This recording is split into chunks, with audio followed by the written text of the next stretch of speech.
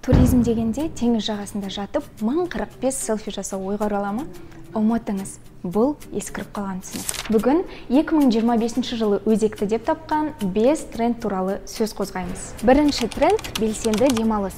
Жағажайда жата бергеннен жалыққан туристер қазіргі кезде қызықтың қыр соңынан қалмайтын болған.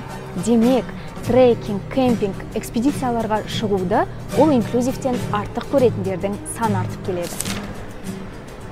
Екінші тренд қазіргінің must-have'ына айналған онлайн брондау. X және Z буын өкілдері ұзақ күте алмайды. Сол үшін турды брондау пиццаға тапсырыс бергендей оп-оңай болуы керек. Рахмет. Үшінші тренд – гастротуризм.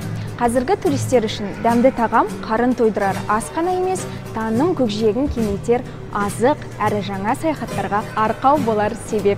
Төртінші тренд – экотуризм және жергілікті саяхаттар.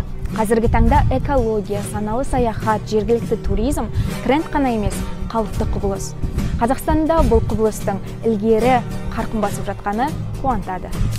Бесінші тренд – туризмді онлайн оқу. 2025 жылы туризмде кәсіп істеу үшін үлкен еңбек өтілі қажет емес. Десек те, сала жайлы біліміңіз болуы керек. Сол білімді біздің Қазақстан туризмінің онлайн академиясынан таба аласыздар.